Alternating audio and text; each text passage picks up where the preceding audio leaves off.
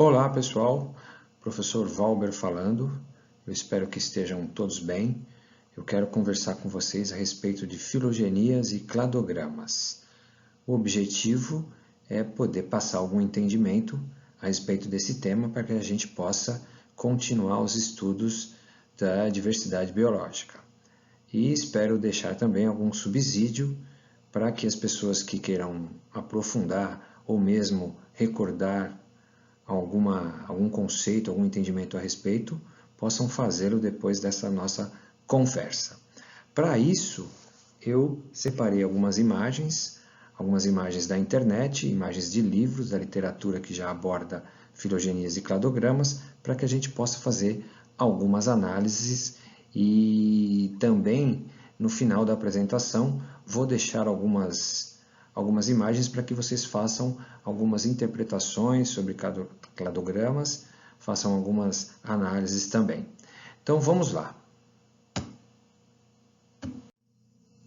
Bom, o que são? O que são filogenias e cladogramas? São representações de estudos evolutivos complexos, né, que utilizam das representações de filogenias e cladogramas para poder expressar de uma forma mais fácil, mais visível e condensada aquilo que os estudos concluíram. Então, essas representações são esquemas elaborados para mostrar relações de parentesco, relações de ancestralidade entre grupos de organismos, e mesmo eles também passam uma ideia cronológica, né, de quando esses grupos foram surgindo no planeta. Tá bom? Nós temos aqui dois exemplos de figuras, mas vamos fazer algumas análises sobre imagens que vai clarear essas informações para a gente. Vamos lá, vamos ao próximo slide então, dar uma olhada em alguns cladogramas. Bom, aqui nós temos 4 grupos de imagens, né? 4 grupos de cladogramas distintos e vamos analisá-los para que a gente comece a entender as informações que tem no cladograma. Bem, aqui no canto superior direito, nós temos um cladograma que mostra classes de organismos cordados. E muitas vezes durante essa apresentação eu vou utilizar essa categorização, né, que foi iniciada pelo Linneo, tá bom? Um cientista muito famoso e conhecido que iniciou os estudos de taxonomia sistemática, trabalhou bastante com classificação de organismos e muitas das categorias taxonômicas foram iniciadas por ele e 7 dessas estão muito bem estabelecidas, né? São muito bem conhecidas do meio científico. Nós vamos usar algumas delas durante a nossa apresentação. Nesse cladograma, nós podemos observar essa linha longitudinal, tá bom? Que é uma linha imaginária de tempo, ou seja, na base dessa linha nós temos o passado e aqui, na parte superior, o presente. O tempo vai passando, mudanças importantes, evidências evolutivas vão acontecendo e nesses ramos nós temos então demonstrado os grupos que foram se formando. Tá ok? Nós chamamos isso aqui de ramos. Possíveis alterações foram acontecendo ao passar do tempo e vale dizer que quando a gente faz e fala de estudos evolutivos, muitos e muitos anos, milhares e milhões de anos, foram se passando para que evidências tão claras, né, acontecessem em todos os organismos e por isso nós temos essa diversidade até mesmo demonstrada aqui já nessas classes de cordados. Então, o tempo passa de baixo para cima, tanto aqui na diagonal quanto numa linha vertical, né? Aqui embaixo, tempo passado e aqui o presente. Se caso o organismo não tivesse continuado a evoluir, essa linha tivesse parado aqui, isso significaria que esse grupo estaria extinto e não estaria demonstrado aqui no cladograma. Tá ok? Possivelmente, então, fazendo essa análise de comparação cronológica, os peixes foram os primeiros a surgir, né? Os mamíferos os últimos a surgir. Mamífero é muito mais parente de aves do que de répteis, de anfíbios ou de peixes, segundo a cronologia que essa linha do tempo nos mostra. Tá bom? Essa é uma forma de ver o cladograma. Temos ainda outros exemplos aqui de cladograma que podem ser construídos de outra forma. Aqui a gente pode observar essa chave, né? E aqui a leitura principal é que tanto o organismo representado por A quanto por B são descendentes de um mesmo ancestral, né? Essa leitura nós podemos fazer aqui nesse cladograma. Aqui embaixo, esse quadrado verde mostra um clado, tá ok? Tanto a palavra cladograma quanto a palavra filo, ela tem filo de filogenética, elas expressam, remetem a grupos. Então aqui nós temos um grupo e esse é um clado porque ele é descendente de um mesmo ancestral, como esse aqui, um único ancestral, tá ok? Quando os grupos eles descendem de ancestral diferentes, como aqui, a gente não considera um clado. E ainda podemos ter outra forma de demonstrar, eles podem ser invertidos, podem ser deitados, mas a leitura se faz da mesma forma, tá bom?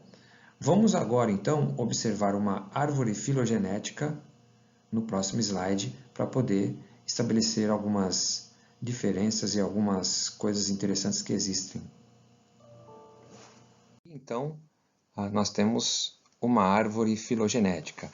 E aí, gente, talvez vocês possam já começar a deduzir qual seria a principal diferença dessas terminologias, né? Cladograma para filogenia ou árvore filogenética. Acho que o efeito visual já nos mostra um pouco a diferença, né? Onde, apesar de representar sempre uma ideia evolutiva, tanto um quanto o outro, as árvores filogenéticas elas são muito mais complexas, né?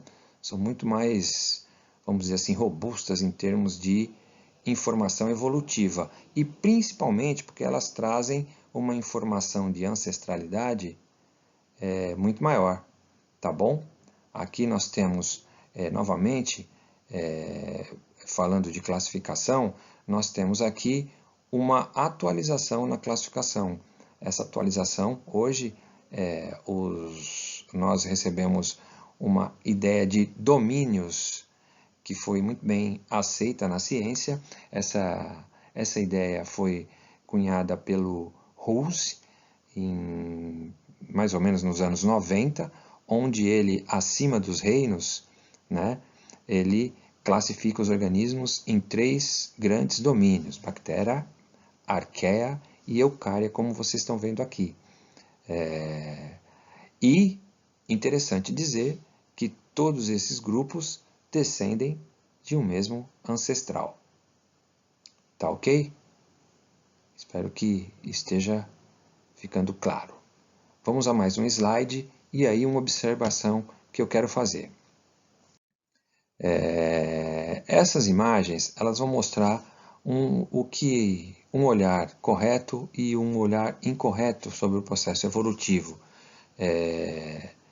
Errado e certo. A evolução, gente, ela se dá mais ou menos dessa forma, por isso que nós chamamos de árvore filogenética, porque nós temos sempre um ancestral comum para vários outros organismos que vão se formando aqui nos galhos das árvores.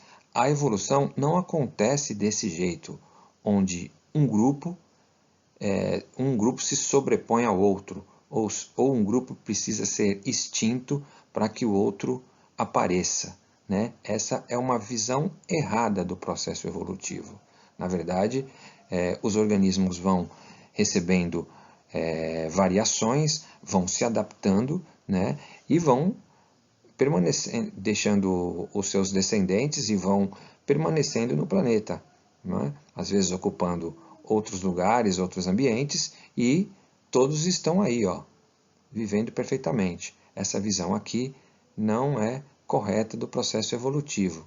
E gostaria até de fazer uma outra observação com o próximo slide que vem.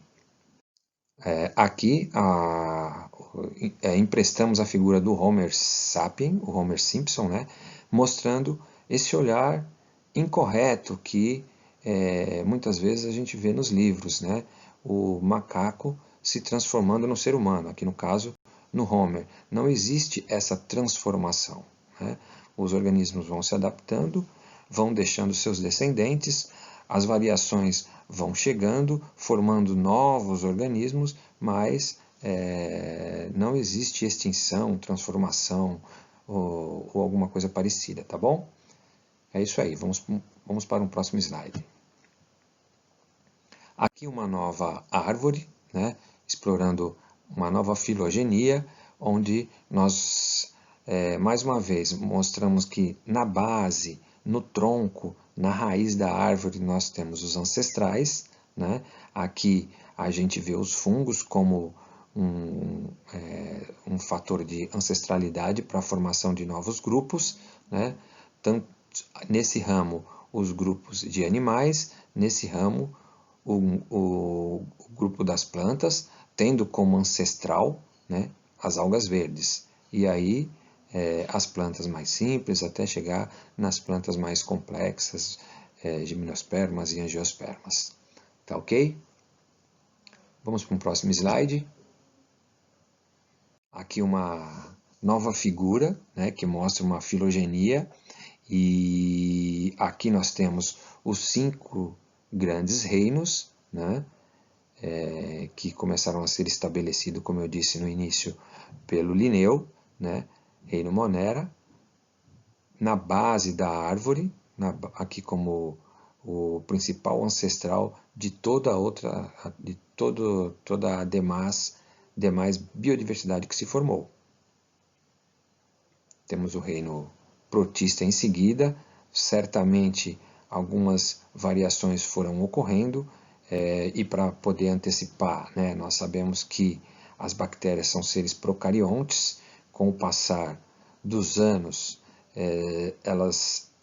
as células receberam uma variação importante, que foi o aparecimento da membrana nuclear, e a partir daqui, dessa posição da árvore, todos os organismos, então, são eucariontes. As suas células têm membrana nuclear, né? Essa é uma evidência evolutiva, uma modificação que aconteceu, e temos, então, vários organismos a partir daí, mas todos com células, são células nucleadas, com membrana nuclear, carioteca, e outras variações, tantas que foram acontecendo com o passar do tempo.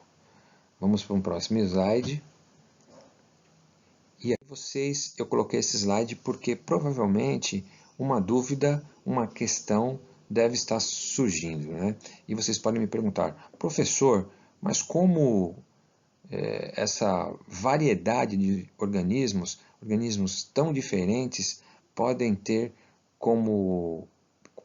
um único ancestral, não é?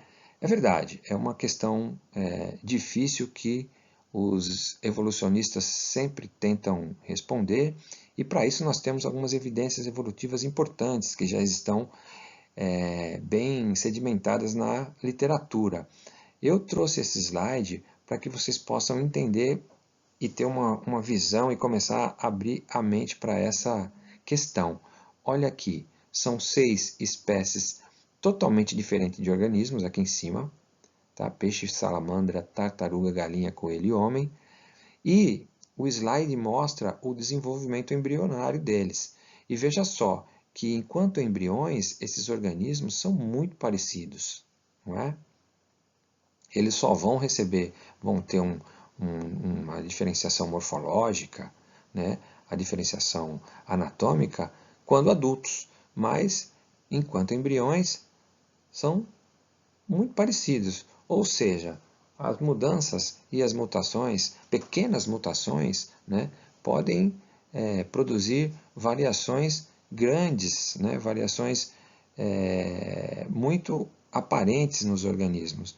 E o processo evolutivo provavelmente considera esse processo como uma das explicações para que ancestrais comuns possam ter originado a biodiversidade que nós temos hoje no planeta. Tá ok? Vamos para um próximo slide. Aqui, um cladograma com mais informações dentro dele, né, para ficar mais fácil, então, da gente poder entender.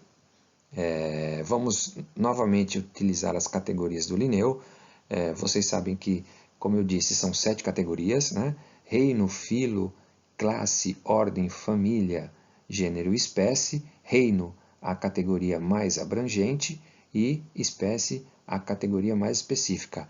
Nós, então, temos o reino animal, né? Observado nesse slide. Temos os filhos dos cordados, a classe de mamíferos e aí a ordem, uma das ordens da classe dos mamíferos, a ordem carnívora, com aqui 6 exemplares dessa ordem: leopardo, texugo, lontra, coiote e lobo. Percebam as chaves, né, que sai aqui da ordem carnívora, abrindo para a família de felinos, Felidae, a Mustelidae e o Canidae. Possivelmente, Mustelidae e Canidae são organismos muito mais semelhantes, né, entre si do que a Felidae. Por isso essa chave dessa forma. E se a gente prosseguir na análise aqui do cladograma, a gente vê uma nova chave se abrindo em gênero. E aí temos o gênero Traxidea e a Lutra, né, que são o gênero do texugo e o gênero da lontra, espécies diferentes de um mesmo gênero. Então, a semelhança entre esses organismos realmente é muito maior do que quando você compara o texugo com o leopardo ou mesmo o texugo com o coiote. O coiote, por sua vez, muito mais semelhante com o lobo, são do mesmo gênero, Canis. Eu acho que assim a análise fica bem fácil de entender. Esse cladograma poderia estar invertido, poderia estar deitado, que a informação seria a mesma, né, mostrando a ancestralidade desses organismos, o grau de parentesco desses organismos. Tá ok? Para ficar fácil de entender aqui a semelhança entre texugo e lontra, eu tenho uma foto aqui desses organismos no próximo slide, para a gente poder perceber, muito embora da mesma família, são parecidos, mas gêneros diferentes, espécies totalmente diferentes, tá bom? Vamos a uma nova análise. E importante dizer, muito embora o cladograma seja uma representação fiel de estudos evolutivos, muitas vezes ele traz uma hipótese filogenética, que pode ser mudada, né? Os estudos estão sendo feitos e muita atualização no sistema de classificação, no sistema evolutivo, pode acontecer, né? Aqui nós estamos demonstrando uma hipótese e ainda muito discutida, né? Os ancestrais dos cordados e aqui o grau de parentesco entre o último grupo de invertebrados, para que depois surja o primeiro, ou talvez o mais importante dessa relação entre invertebrados e vertebrados, que são os peixes cartilaginosos, tá ok? Novamente, né, uma linha imaginária de tempo, as mudanças foram acontecendo, né, para que essa variação e essa diversidade tenha acontecido.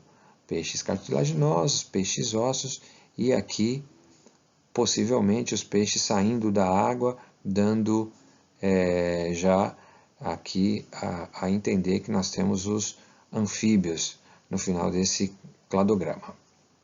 Muito bem, vamos a uma nova imagem. E aqui nós vamos fazer uma analogia, para que fique bem entendido. Eu quero, no final dessa apresentação, deixar alguns cladogramas para que vocês façam um exercício de interpretação de cladograma. Então, a partir dessa analogia, eu acho que vocês vão ter condições de fazer isso com as últimas imagens que eu tenho aqui nessa apresentação. Bom, aqui nós temos, então, como eu disse, é uma analogia, um cladograma de figuras geométricas, tá bom? E aqui várias evidências evolutivas, mudanças, né, marcadas nessa linha imaginária de tempo, que foram acontecendo. É importante, gente, também, uma coisa que eu ainda não havia dito, que todo estudo evolutivo, né, ele é feito em cima de muito tempo passado, não é? As mudanças aconteceram em milhões e milhões de anos. A Terra se formou há aproximadamente 5 bilhões de anos. O primeiro organismo ele apareceu nos mares há cerca de 3,7, 3,8 bilhões de anos, até surgir a primeira vida, possivelmente essa vida deva ter surgido com 3,7 bilhões de anos, mas uma vida muito simples, né? Até acontecer um organismo mais complexo, muito tempo se passou, né? E o que os estudos evolutivos mostram é que para acontecer o povoamento do planeta, muitas variações aconteceram nessa linha imaginária de tempo. Vamos voltar a essa análise, então. Aqui nós temos marcado uma evidência que eu tampei com essa tarja amarela. Provavelmente o ancestral comum ganhou uma modificação importante aqui, que foi o aparecimento de 3 lados. Então, se formou um ramo com o grupo dos triângulos.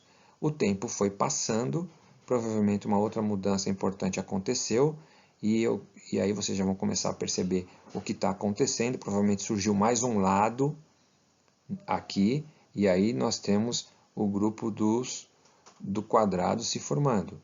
Provavelmente um novo lado chegou, e aí uma figura geométrica com 5 lados. E assim por diante, o tempo foi passando, as mudanças foram acontecendo, não é? E vocês já estão deduzindo. Agora, uma observação importante, percebam que aqui nós temos uma bifurcação, né? Esse grupo se formou, mas com o passar do tempo, ele também recebeu uma mudança importante, né? O que nós vemos aqui nessas figuras geométricas, uma figura de 5 lados com um círculo dentro dela. Então, essa alteração foi importante e se formou um novo grupo, né? E aqui está o círculo interno. Tá ok? E é isso, eu acho que deve ter ficado entendido para vocês, né? Quais são as informações que o cladograma traz, quais as informações que a árvore filogenética traz. Eu ainda vou apresentar aqui para vocês um cladograma dos organismos invertebrados, tá bom? Com algumas mudanças importantes que esses organismos têm, desde o primeiro porífero até o equinodermo, né? E aqui um ramo já com organismos cordados, tá? As chaves em cima mostram as semelhanças entre eles, que eu não quero entrar nesses detalhes, nós vamos estudar isso mais adiante, mas é importante que vocês já tomem contato com essa figura para saber que são grupos importantes que foram formados e dá subsídios para a gente fazer um estudo evolutivo e comparativo desses organismos, tá bom? Então, para treinar, vou deixar aqui 2 imagens e quero que vocês façam uma análise. Quais seriam, né, as mudanças evolutivas que aconteceu entre 1 e 2, entre 2 e 3, essa mudança 4, essa variação 5, né? Só para lembrar, nós falamos um pouco disso aqui, né? bactérias e cianobactérias que estão no grupo dos Moneras, no reino Monera. Para acontecer o aparecimento dos protistas, esses organismos, algum deles pelo menos, sofreram uma mudança importante dentro das células, né? A célula ganhou um núcleo organizado, ganhou a membrana nuclear. E a partir daí, essa mudança fica, tá bom, gente? Todos os outros organismos que surjam depois vão ser eucariontes. E aí apareceram os protistas, mais algumas mudanças, apareceu o ramo das plantas, e assim por diante. Eu quero que vocês analisem e tentem descobrir o que pode ser essas mudanças aqui. Nesse cladograma aqui de baixo, nós temos as evidências importantes de mudanças aqui embaixo na linha imaginária e o grupo de plantas aqui em cima, tá bom? Eu quero que vocês também imaginem quem são essas plantas que estão representadas aqui, a partir dessas características que estão descritas nessa linha imaginária do tempo. Uma coisa que eu não falei, né? Justo aqui, no momento em que se forma o grupo, no momento que se forma o ramo, a gente chama de nó, né?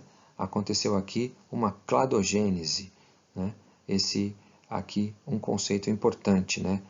Bem aqui no nó, onde se forma o ramo, né? Pode ser aqui, né? Uma cladogênese onde se forma um grupo. As mudanças na linha do tempo são as apomorfias, né? Que eu também não havia falado, mas também mais um conceito que vocês devem guardar. Essas mudanças que acontecem no decorrer do tempo. Apomorfias que vão ficando nos grupos que vão surgindo. Tá bom? E quero que façam mais uma análise, né, nessa última imagem, que o que pode representar o número 1, o número 2, o número 3, nesses ramos que nós temos aqui, tá bom? Um cladograma também, como aquele primeiro, de classes de cordados, tá ok? Eu quero que vocês analisem e identifiquem quais são essas mudanças importantes que aconteceram. É isso, pessoal. Espero que tenha ficado claro. Eu espero que essa apresentação nos dê subsídios para continuar o estudo da biodiversidade e que ofereça também informações para quem queira rever algum conceito e poder ampliar, estudar mais e ir mais a fundo nesse assunto. Eu agradeço, foi um prazer estar aqui conversando com vocês. Até!